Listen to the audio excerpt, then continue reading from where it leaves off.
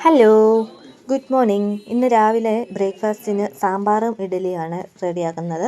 അപ്പോൾ ഞാൻ സാമ്പാറിന് കുറച്ച് കഷ്ണങ്ങളൊക്കെ അരിഞ്ഞു വെച്ചിട്ടുണ്ട്. ഒരു തട്ടിക്കൂട്ട് സാമ്പാർ.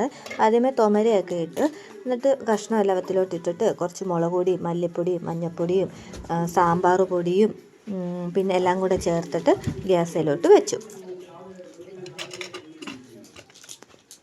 അത് കഴിഞ്ഞ് കഞ്ഞിക്കുള്ള വെള്ളവും പിന്നെ ചൂടുവെള്ളവും എല്ലാം തിളപ്പിക്കാനായിട്ട് വെച്ചിട്ടുണ്ട്. സാമ്പാറൊക്കെ വെന്ത് വന്നിട്ടുണ്ട്.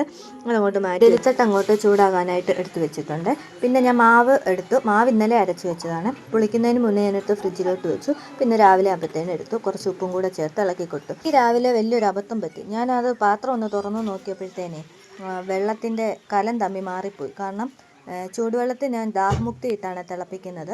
ആ ചൂടുവെള്ളത്തിൻ്റെ പാത്രം മാറിപ്പോയി. ഞാനത് അരിക്കലത്തിലോട്ട് ആണ് എടുത്തിട്ടത്. അങ്ങനെ പാത്രം തമ്മിൽ അങ്ങോട്ടും ഇങ്ങോട്ടും മാറിപ്പോയി. പിന്നെ ഞാൻ അത് തിരിച്ചങ്ങോട്ട് ഒഴിച്ചു. അങ്ങനെ സെറ്റാക്കി. പിന്നെ ഇഡലിക്കുള്ളത് റെഡിയാക്കാം. ഇഡലിത്തട്ടിലോട്ട് അതിന് കുറച്ച് എണ്ണയൊക്കെ തേച്ച് ഇഡലി പാത്രത്തിലോട്ട് എടുത്തു വെച്ചു. ഇഡലിത്തട്ടിൻ്റെ വെള്ളമൊക്കെ തിളച്ച് വന്നിട്ടുണ്ട്. ഇനി മാവ് കോരി ഒഴിക്കാമേ. അങ്ങനെ ഓരോ തട്ടിലും മാവെല്ലാം കോരി ഒഴിച്ചു.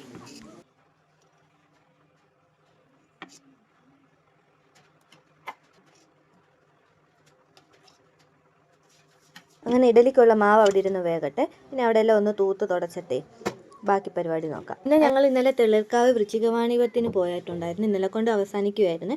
അവിടുന്ന് ഞങ്ങൾ പിന്നെ കുറച്ച് ചട്ടിയൊക്കെ മേടിക്കണമെന്നുണ്ടായിരുന്നു. ഇന്നലെയാണ് അവസരം കിട്ടിയത്. അതുകൊണ്ടാണ് ഭയങ്കര മഴയായിരുന്നു. ഞങ്ങൾ ആ മഴയത്ത് പോയി കുറച്ച് ചട്ടിയും ഒരു ഇടികല്ലും ഒക്കെ മേടിച്ചുകൊണ്ട് വന്നു. ഈ കാസ്ട്രോൾ കണ്ടോ, ഇത് രഞ്ജിത്തേട്ടൻ്റെ മെഡ്കോൺ കമ്പനിയുടെ ഫംഗ്ഷൻ ഉണ്ടായിരുന്നു. അതിന് ഗിഫ്റ്റ് കിട്ടിയതാണ്. അങ്ങനെ നമ്മുടെ ചൂടുവെള്ളമൊക്കെ തിളച്ച് വന്നിട്ടുണ്ട്.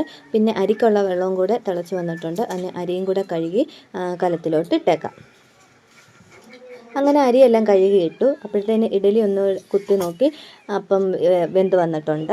അങ്ങനെ ഇഡലിയെല്ലാം എടുത്ത് കാസറോളിലോട്ട് മാറ്റി വെച്ചു.